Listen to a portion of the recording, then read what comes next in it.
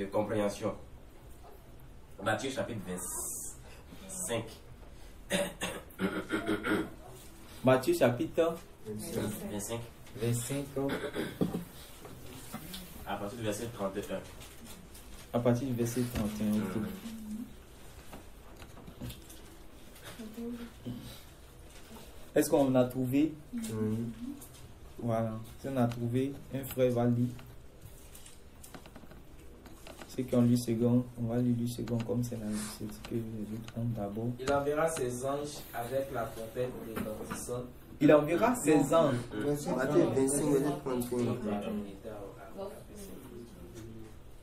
Lorsque le Fils de l'homme viendra dans sa gloire, Ok. Lorsque le Fils de l'homme viendra dans sa gloire, avec tous les anges, écoutons bien, il s'assiera sur le trône de sa gloire. il s'assiera sur le trône de sa gloire. Verset 32. Non, continue, oui.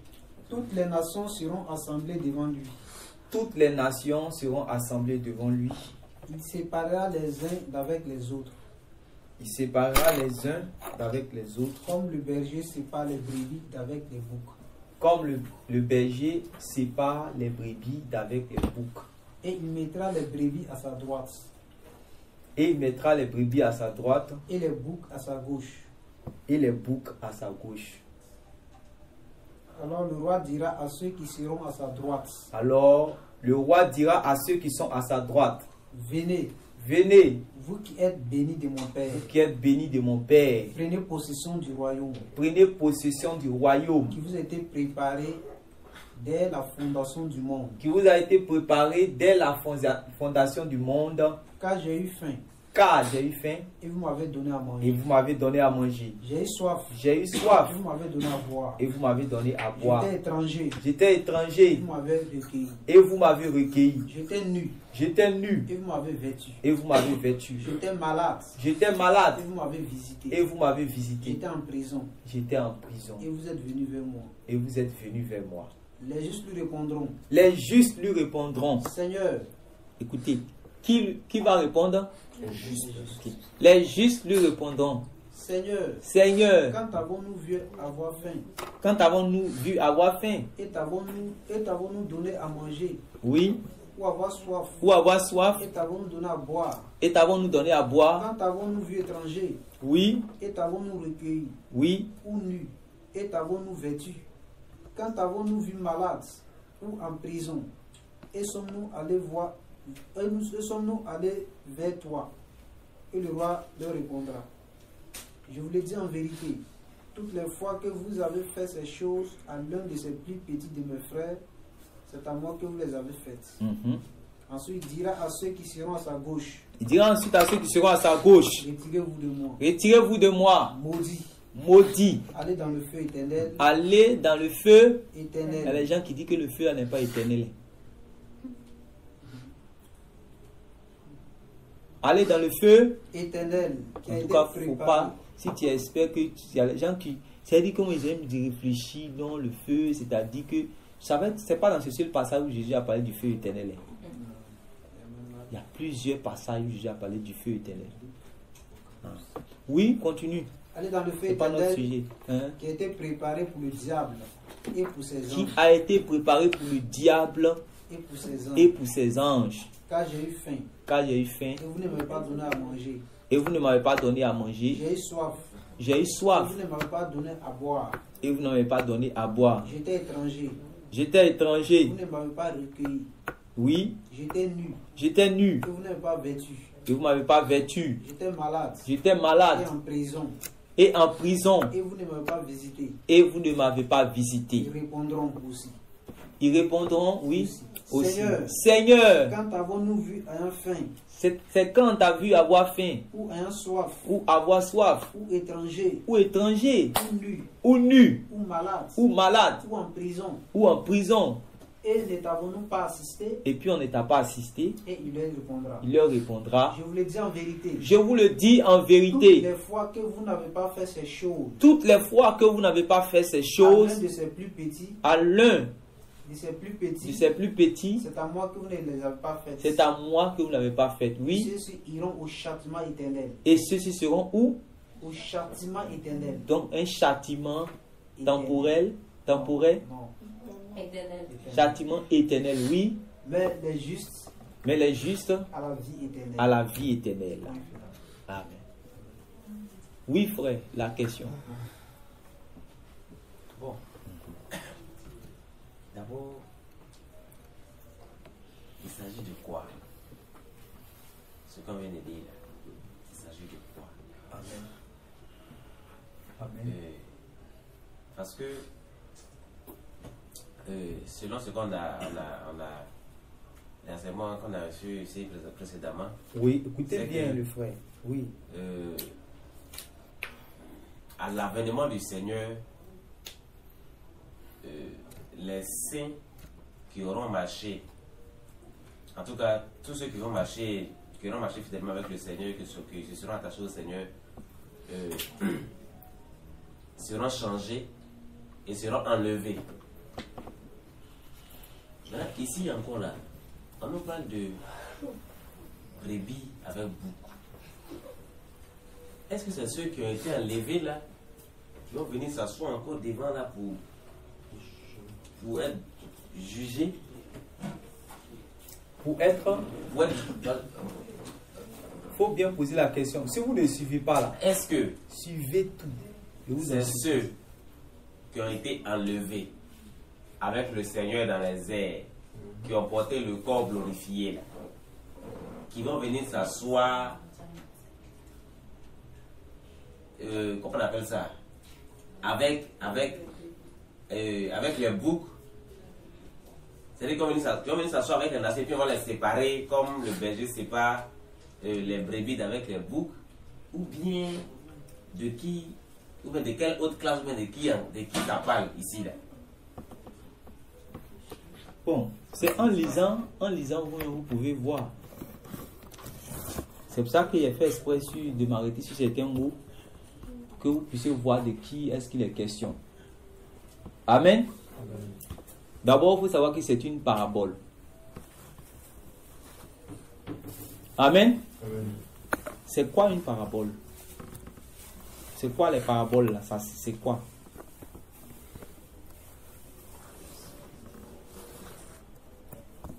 Hein, les frères?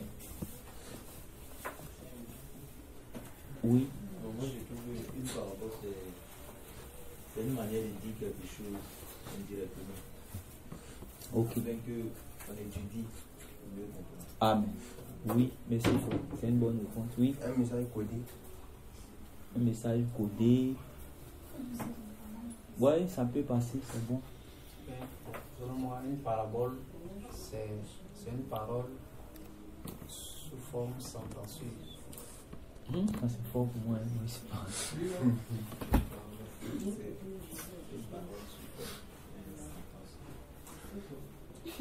Bon, en tout cas, c'est. Oui, il y a quelqu'un qui veut dire quelque chose. En fait, les paraboles. Est-ce que quelqu'un a une autre version? Est-ce que quelqu'un a une autre version? Bon, les paraboles aussi, on appelle ça des énigmes. Des énigmes. Peut-être les énigmes, là, c'est quoi? Des paroles imagées. Imagé. Donc, oui, si c'est imagé, ça veut dire quoi? Oui, la soeur, si tu as une autre version pour voir. Parabole là-bas, ils ont écrit quoi? Au lieu des paraboles, ils ont écrit quoi? Dans le matin. C'est-à-dire que commence à partir où le Seigneur va commencer à parler de Matthieu. Quand le Fils de l'homme viendra dans sa Non. gloire. Commence. Là, il n'y a pas par rapport. Allez-y. Non, ici, il n'y a pas par rapport. C'est-à-dire que ici, tu dois comprendre que c'est une part. Tout ce qu'il est en train de dire ici, là. Commence à partir du moment où il va commencer à parler même de la parabole. Commence à partir du moment. Parce que, en fait, tout ce qu'il est en train de raconter ici, Verset 1er, chapitre 25, verset 1er. après ça, il y a eu quoi encore? Après le chapitre 14, il va continuer à parler de quoi? Le maître qui a donné des talents à ses serviteurs. C'est quoi? Bon, ça, c'est par rapport. Hein? Par rapport. C'est parabole, là-bas, ils ont mis quoi? Oui, parabole de talent.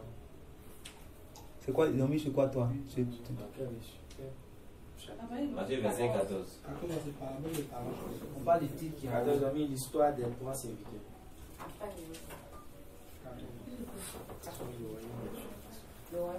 Bon, les paraboles en fait, ce sont, comme vous l'avez dit, les énigmes, c'est une manière de parler de quelque chose d'indique. Donc, les paraboles, ce sont des comparaisons. Ce sont des images, comme le frère dit, ce sont des comparaisons. Amen. Donc, ici, c'est une comparaison, mais c'est une image de quoi? Dans le chapitre que nous venons de lire. C'est une image du jugement. Une image du jugement. Maintenant, dans ce qu'on a lu là, ce qui a été dit, par exemple, on a vu que, est-ce qu'on a parlé de foi au Seigneur Jésus? Il n'y a pas ça. Est-ce qu'on a parlé d'écrire le nom dans le livre de la vie? Ou dans d'autres, est-ce qu'on a parlé aussi des pensées du cœur et des actions? Non. Mais est-ce que tout ce que je viens de dire là ne sont pas des critères de jugement? Oui. Du jugement final? Frère, est-ce que vous me suivez? Mais pourquoi ces éléments n'ont pas été faits mention là-bas? Parce que dans ce passage, Jésus-Christ voulait nous montrer un aspect du jugement. Voilà. Donc frère, ici, le Seigneur Jésus-Christ veut nous montrer un aspect du jugement qui peut réellement nous échapper. Hein. Qui peut nous échapper. Mais le Seigneur Jésus montre réellement c'est un aspect du jugement dans ce passage-là.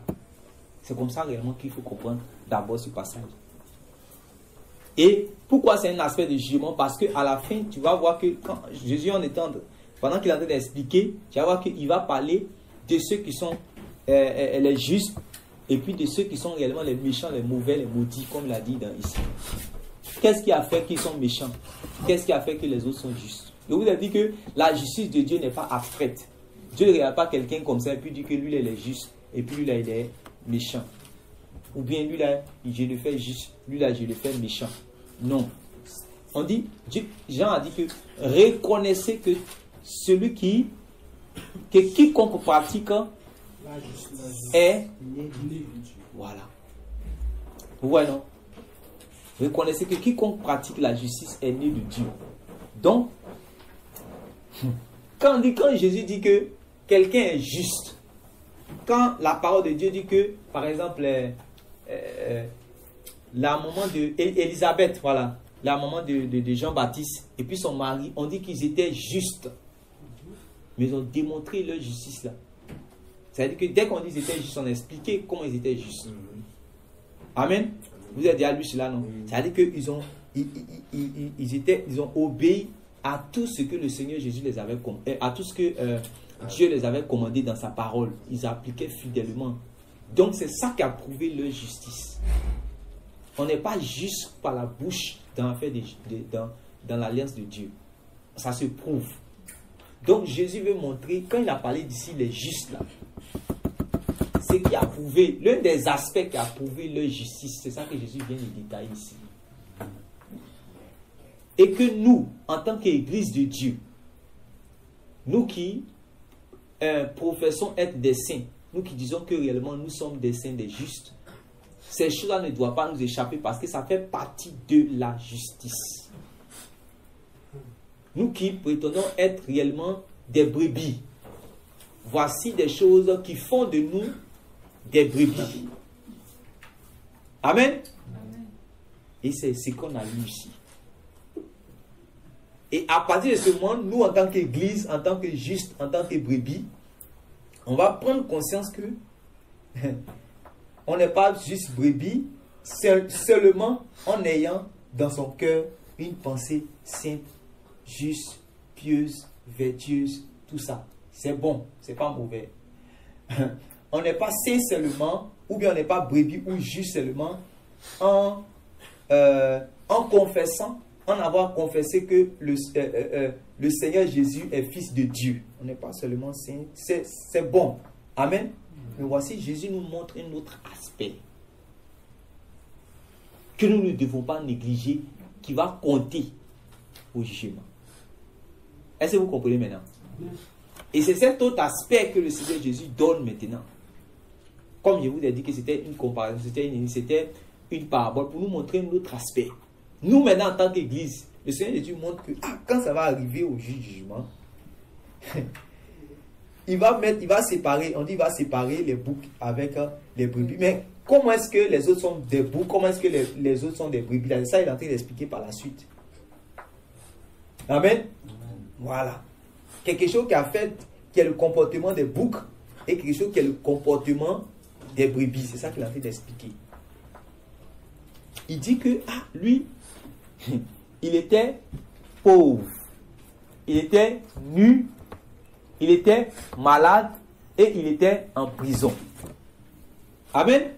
Pendant qu'il était pauvre, malade, nu et en prison, et il avait faim, et il avait soif, il y avait des gens qui sont venus vers lui. Amen. Et qui ont donné, qui lui ont donné à boire, qui lui ont donné à manger, qui l'ont vêtu, qui l'ont visité, qui l'ont assisté. Comprenez bien, ne perdez pas ces filles-là. Tout cela, pendant qu'ils étaient en train de faire cela, amen, vous me suivez, non? Pendant qu'ils étaient en train de faire cela, Jésus dit que c'est à lui qu'eux étaient en train de faire cela. Et on a vu que cela leur a été imputé à justice. Ah, c'est la parole de Dieu. Vous allez comprendre quand Jacques dit que, on dit que oui, nous sommes sauvés par la foi. Amen. Et puis, dans sa démonstration, il arrive, il montre aux chrétiens que vous voyez maintenant que ce n'est pas seulement par la foi, ce n'est pas par la foi seulement que nous sommes justifiés, mais aussi par les... Est-ce que vous avez déjà lu ce passage? Est-ce que vous avez déjà lu ce passage? Voilà. Il dit, vous voyez maintenant que ce n'est pas seulement par la foi qu'on est justifié, mais aussi par les... C'est-à-dire ça là. Ça doit être ancré dans notre cœur, dans notre âme. On doit être un avec ça. On doit être d'accord avec ça pour pouvoir appliquer. Amen. Il faut qu'on prie jusqu'à ce que cela soit vrai dans notre vie. Et puis on se met à appliquer cela. Parce que si on n'a pas, ça nous attend devant. Jésus a mis ça devant. Regardez ce que Jacques va dire. Le même Jacques, quand il avait parlé de l'affaire de Ève. Et puis c'est lui-même qui insistait sur ça même beaucoup. Il a dit, la véritable religion selon Dieu consiste à visiter les orphelins, les prisonniers. Voilà.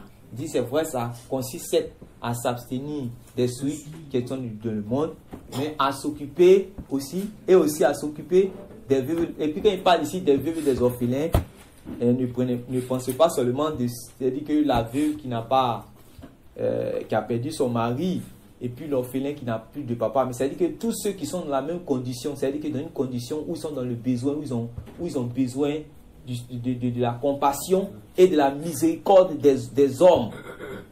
Jésus est dans leur position. C'est-à-dire que si on se dit que ouais, le fait que je confesse le Seigneur Jésus seulement, le fait que je vis dans la sanctification, le fait que je prêche la parole seulement, et puis il me dit que ça, et si garanti réellement par le Seigneur, Jésus te dit que réellement, il faut regarder le barème du jugement aussi. Est-ce que vous me suivez même? Ce n'est pas une parole d'amusement. Il dit que voilà un barème de jugement qui est là. Tu es saint, c'est bon. Amen. Tu es juste, tu as les pensées pures, c'est bon. Tu prêches la parole, c'est bon. Tu chantes, c'est bien. Amen. Tu as confessé le Seigneur Jésus, c'est bon.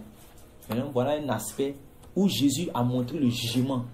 Donc, comme pour ne pas que toi au moins, toi et puis moi, on est avertis. On a vu, avant que le jugement arrive là, on a vu ce qui se passe, ce qui va se passer. Jésus est merveilleux. Amen. Amen. On a vu un critère de jugement. Donc, Jésus nous donne cet enseignement pour que nous, on s'applique. On se place dans la position de justice. Parce que pourquoi il a dit que les autres sont justes? Et pourquoi il a dit que les autres sont des brebis? Et pourquoi il a dit que les autres sont des boucs? Et puis il a expliqué ce qui a fait que les autres là sont des brebis là. Voilà ça. Il était pauvre, il avait faim, il avait soif, il était en prison, il était malade. Et eux, ils l'ont assisté dans cette condition. Ça les a rendus justes. La justice de Dieu est toujours pratique. Ce n'est pas une justice dans la bouche, c'est une justice qui s'applique, une justice en démonstration. Amen. Amen. Amen. Amen. C'est de la même manière aussi que l'iniquité.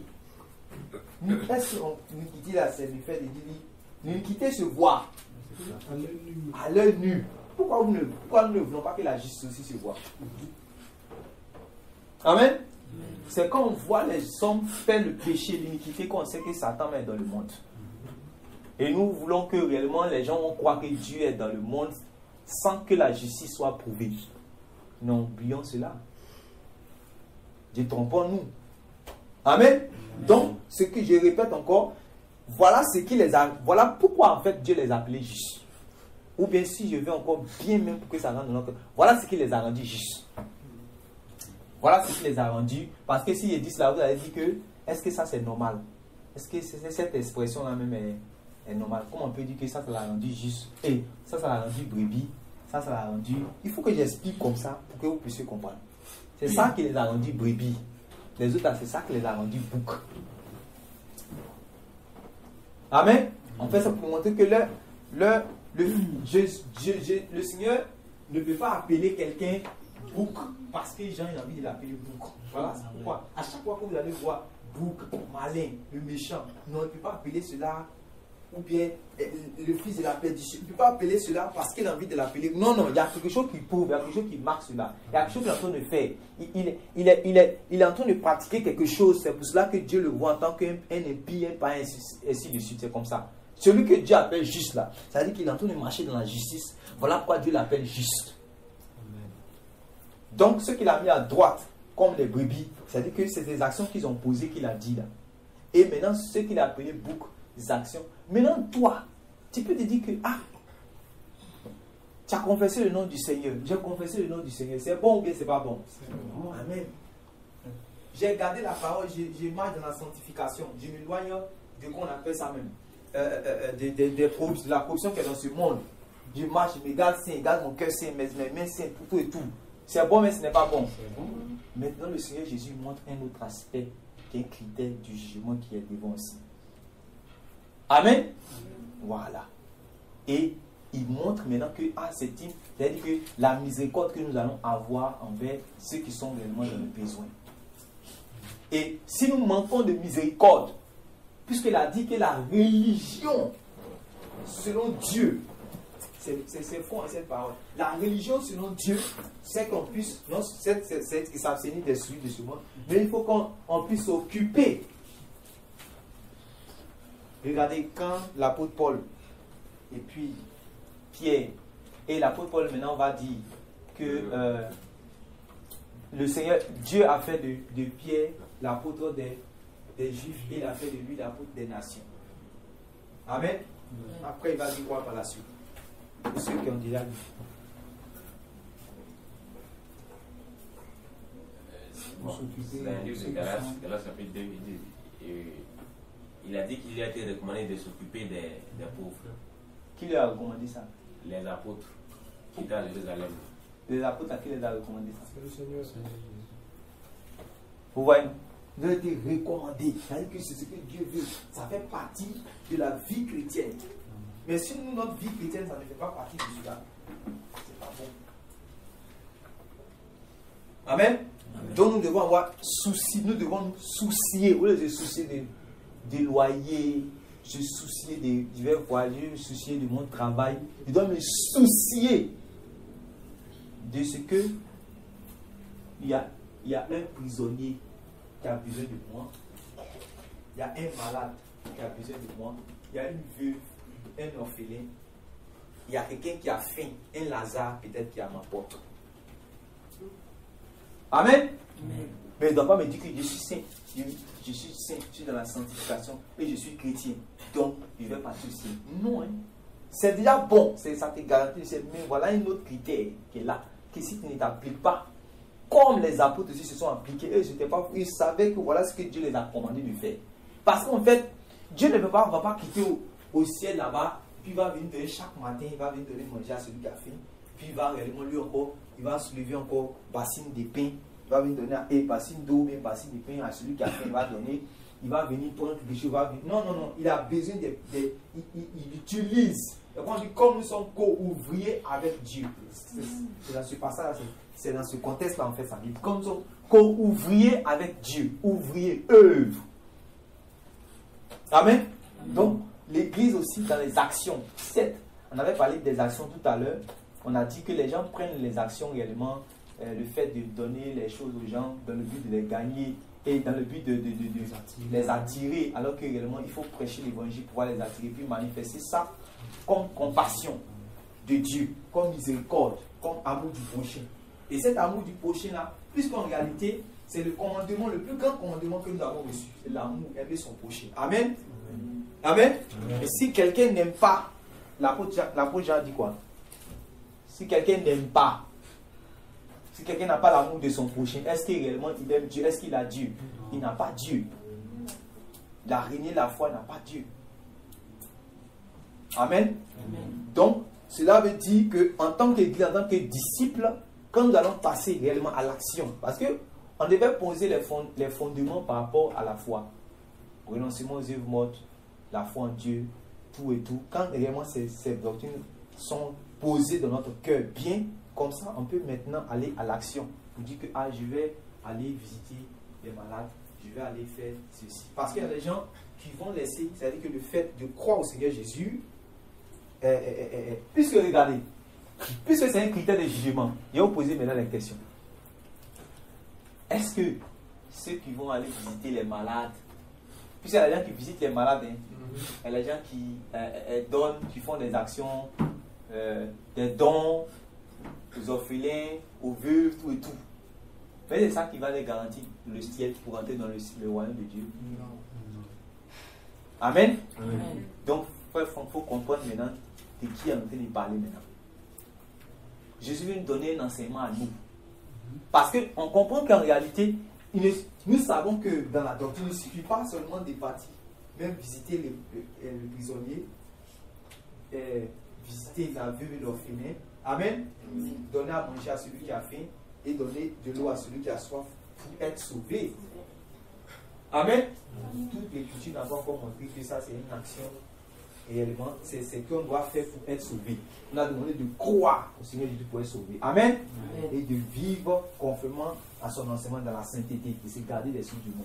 Mais Dieu a commandé, amen, que nous puissions aussi assister, puisque ça fait partie de l'amour.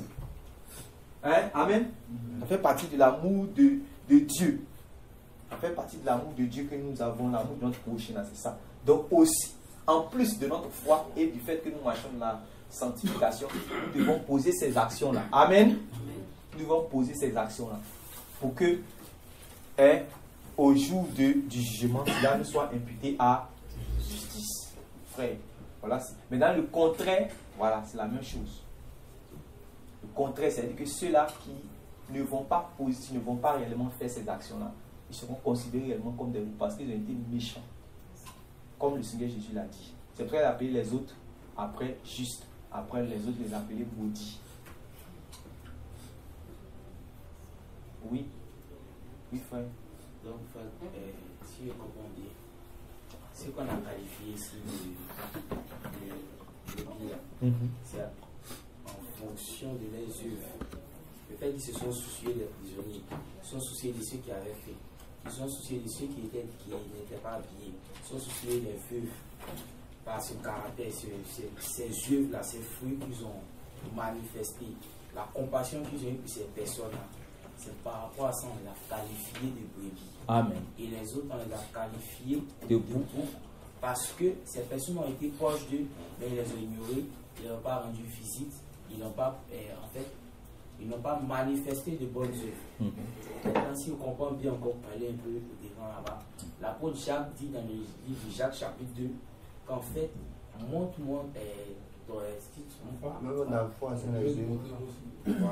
Donc cet échange-là, pour faire comprendre que et il y a l'état des chrétiens, c'est-à-dire j'ai la foi, j'ai rencontré le Seigneur Jésus dans ma vie, mais il y a l'étape encore de démonstration de la foi par les œuvres. Et cette démonstration de la foi par les œuvres-là va en fait aller à l'endroit de certaines personnes qui sont proches de nous. Il ne suffit pas de dire que je suis chrétien en me limitant à ma propre vie. Non. À l'exemple de notre modèle parfait, le Seigneur Jésus-Christ, c'est vrai, il était Dieu manifesté en chair, mais il a prouvé par les miracles, il a prouvé par l'évangile. Il dit que, comme il le dit, il n'y a pas de plus grand amour que de donner sa vie pour ses amis, pour prouver que quand nous avons la foi, il faut considérer le prochain aussi.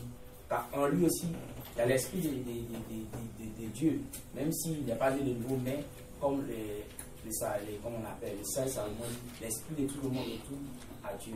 Donc, voilà comment en fait, j'ai compris, et véritablement pour comment il s'appelle là, pour compléter un peu ce que vous avez dit, en semaine, j'ai tant étudié sur, comment on appelle ça, le cœur pur. On dit le cœur pur quand ils verront Dieu. Et tant que parler là-dessus, et j'avais compris que c'était des conditions cumulatives, c'est-à-dire que c'était des conditions qu'on devait venir ensemble. S'il manquait un, on ne pouvait pas aller au royaume des cieux. Il y avait le fait d'avoir le cœur pur, le fait d'avoir Jésus-Christ, la sanctification et la paix. Il y avait la nécessité aussi d'avoir la paix.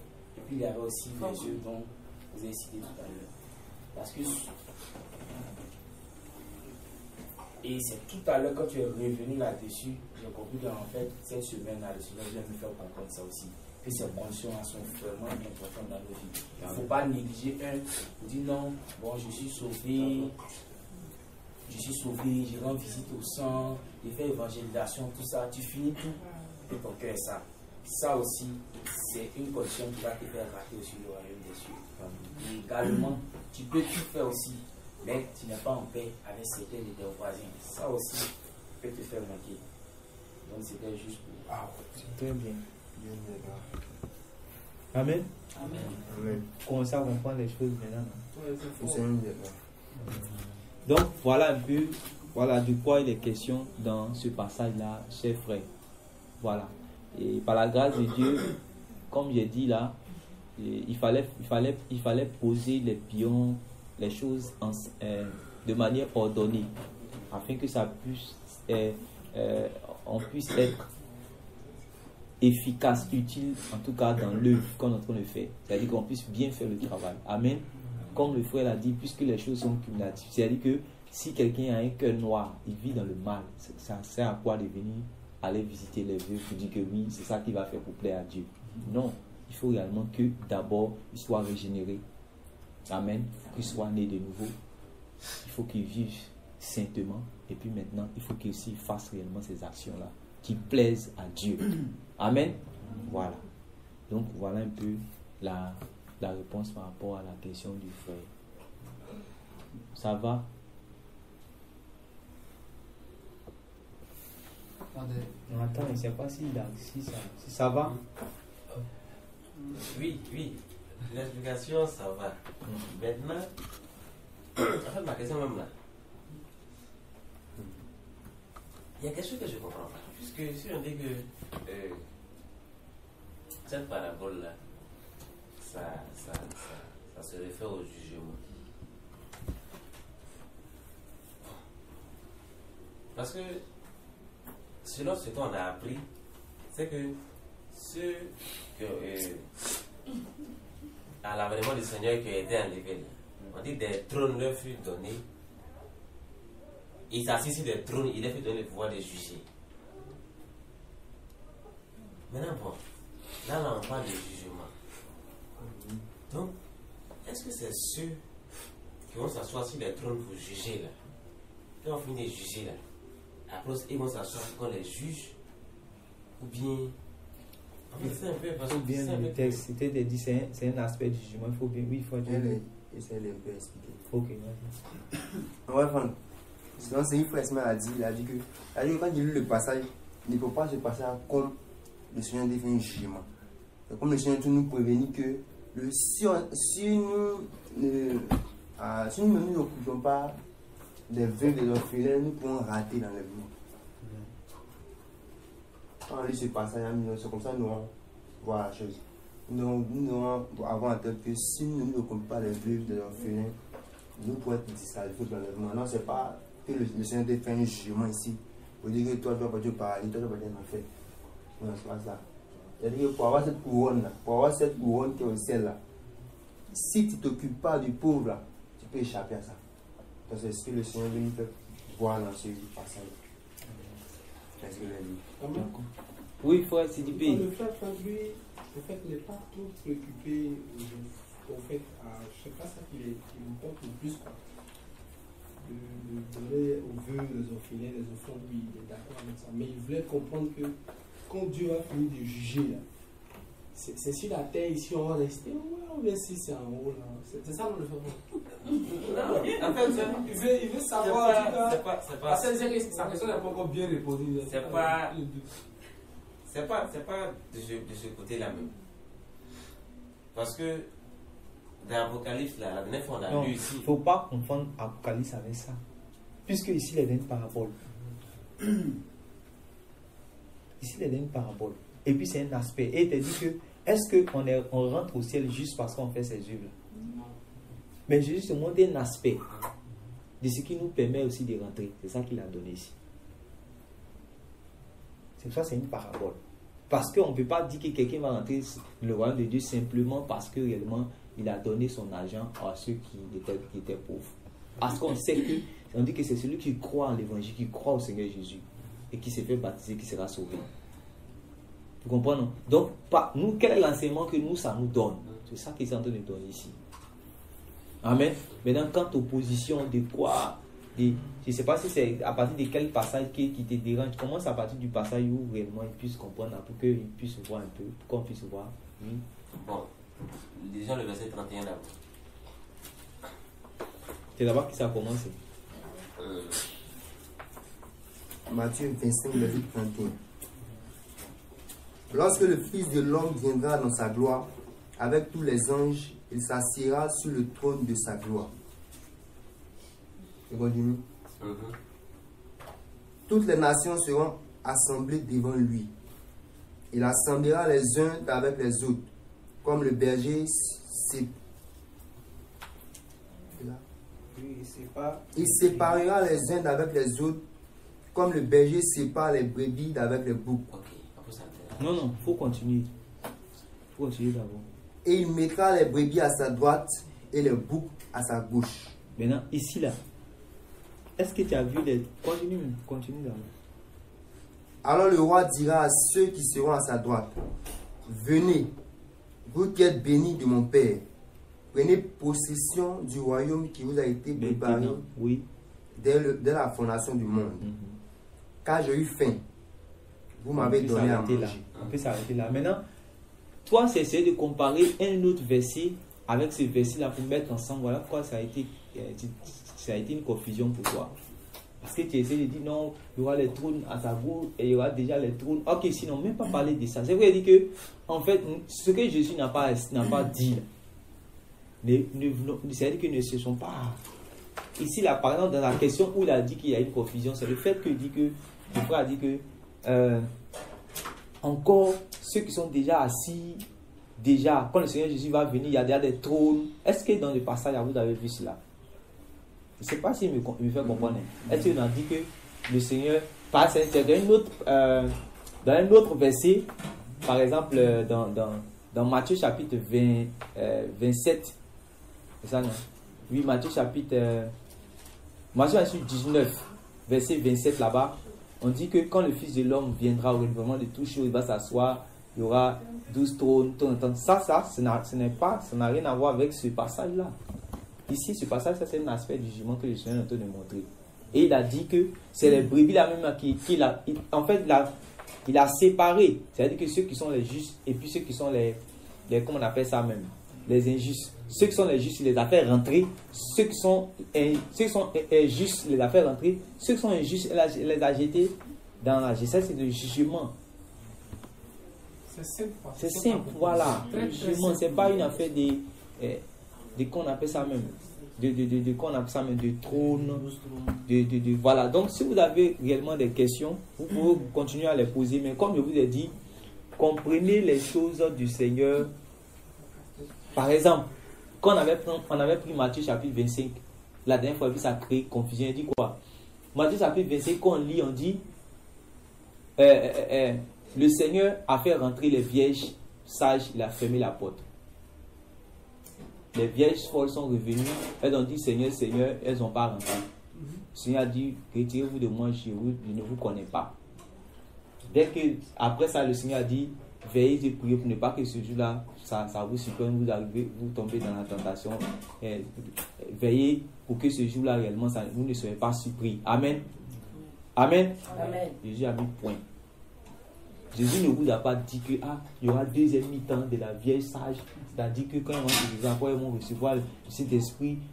Jésus ne vous a pas dit ça dans sa parabole.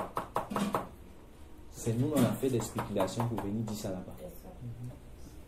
Donc, ce que Jésus a expliqué, quand il finit d'expliquer, c'est ça on prend. Ce qu'il n'a pas expliqué, on laisse. Ce qu'il a expliqué, c'est ça on prend. Ce qu'on n'a pas expliqué, on laisse. Et quand on commence à comprendre ça, ça commence à être un peu clair, un peu clair, un peu clair. Mais quand on commence à faire des spéculations, c'est comme par exemple, ce que l'apôtre Paul avait dit aux chrétiens de Thessalonique, quand on leur disant que vous savez ce qui l'empêche. Lorsque ce qui l'empêche sera écarté, ou bien pourrait disparaître, dans d'autres versions, on dit ce qui l'empêche sera écarté, alors il va apparaître maintenant.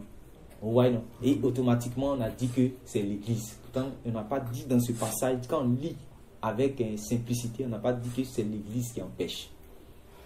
Vous comprenez? Et c'est à partir de ça que certains frères ont dit que bon, et que c'est l'église qui empêche. Vous comprenez, non? C'est l'église qui empêche. Pourtant, dans le passage là, il n'a pas dit que c'est l'église qui empêche. Donc, par rapport à ce qu'ils ont dit que c'est l'église qui empêche, dire donc ça veut dire que, comment on appelle ça même? L'église, comment on appelle ça même? Il y aura la tribulation, tout ça, ça n'est pas le partage de l'église, et ainsi de suite. Bon, le frère n'était pas là, peut-être ça va être quelque chose de nouveau encore pour lui. Bon, en tout cas, peut-être je vais te conseiller de peut-être après aller écouter également l'enseignement, mais ou bien après, si tu peux passer à la maison, ou bien on peut voir, qu'on puisse échanger sur ces questions, parce que c'est très essentiel par rapport aussi au salut. On a parlé également de ces choses-là. Voilà, parce qu'on a montré avec évidence des passages qui montrent que réellement, on dit, il faut qu'on ait vu paraître l'impie. Il faut qu'on ait vu, c'est-à-dire qu'il parle à ceux qui sont devant lui, et puis il explique ceux qui sont devant lui sont les chrétiens, et il montre à ceux qui sont devant lui sont l'église, et puis il faut qu'on ait vu. Dans le on, là, c'est qui? Le on ne peut pas être les païens. C'est à ceux qui connaissent réellement, ceux qui connaissent les choses de Dieu, là, c'est à eux qui disent qu'il faut qu'on ait vu. Il ne peut pas dire, si c'était le monde là, il allait dire qu'il faut qu'on ait vu ceux qui sont devant lui, qui ont la foi, les chrétiens, il dit qu'il faut qu'on ait vu paraître.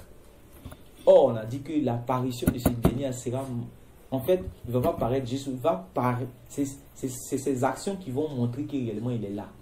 Quand il va paraître, voilà ce qui va se passer. On dit qu'il y aura l'apostasie, il y aura la séduction, il y aura les blasphèmes et il y aura la persécution.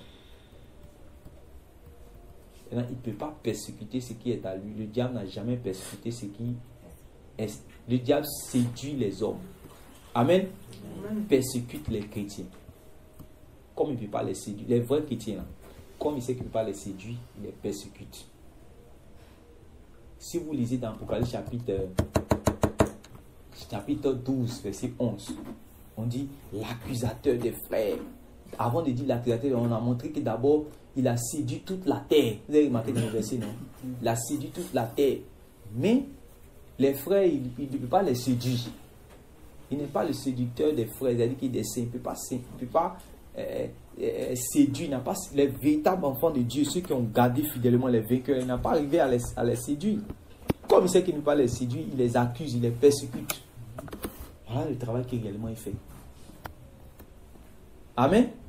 Voilà. Pour que lui fasse son travail réellement de persécuter, il faut qu'il y ait des gens qui lui désobéissent. Et on va voir qu'à la fin, quand ils vont imposer réellement ces marques-là, ces choses-là, les saints là vont dire non, qu'ils ne veulent pas.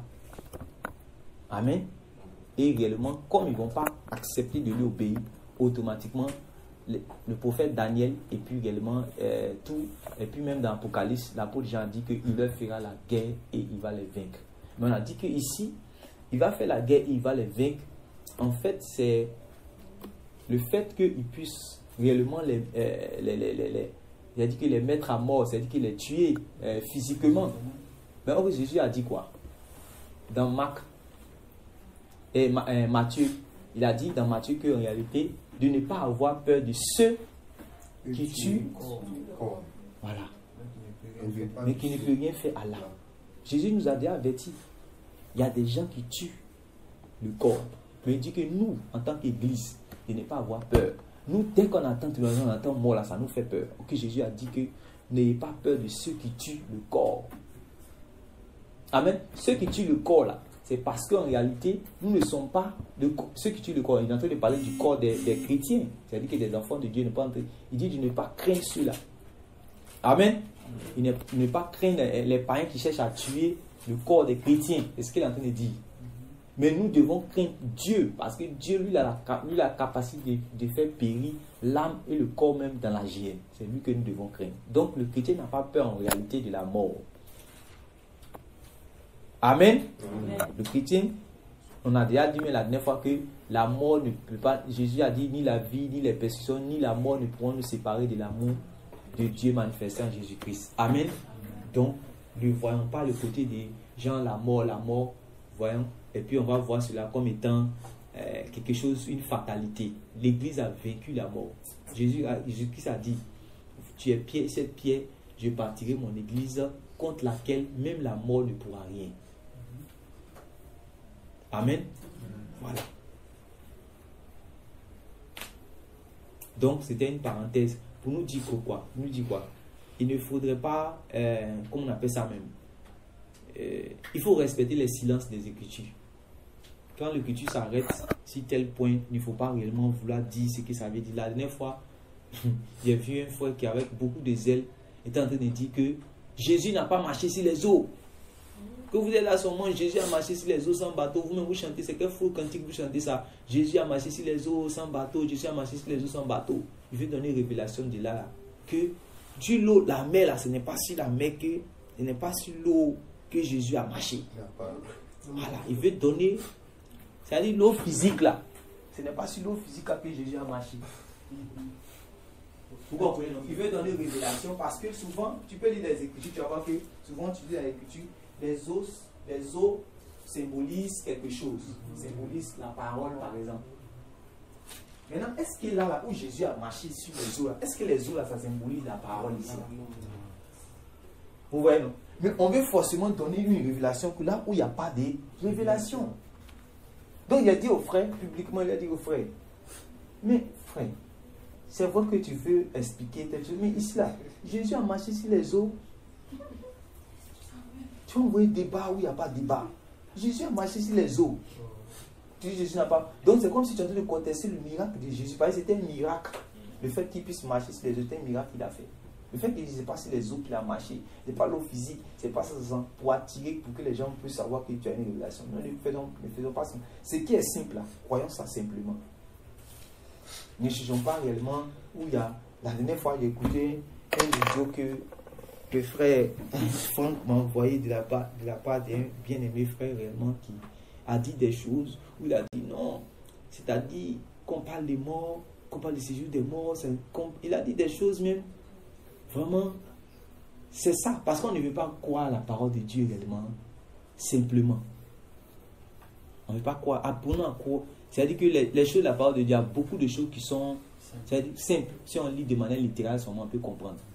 Voilà. Comme le premier jour que notamment vous êtes venu dans la foi, les choses que vous avez compris simplement, c'est le Saint-Esprit qui vous a aidé à comprendre ça simplement. Comprenez les choses simplement, vous allez voir que c'est facile. Et quand c'est facile, les gens disent non, c'est trop facile. Pourquoi c'est trop facile comme ça à comprendre? Mais c'est le Saint-Esprit qui t'aide à comprendre simplement comme un enfant. Voilà. Donc, apprenons réellement à comprendre cela, ces choses-là, comme des enfants. Et puis, réellement, le Saint-Esprit, voilà. Ce qu'on ne comprend pas, on attend que le Saint-Esprit nous révèle. Amen. On ne peut pas tout connaître, nous connaissons partie. Amen. Ce qu'on ne comprend pas, on attend que le Saint-Esprit réellement nous révèle. Voilà. Donc, frère Franck, que Dieu te bénisse. Amen.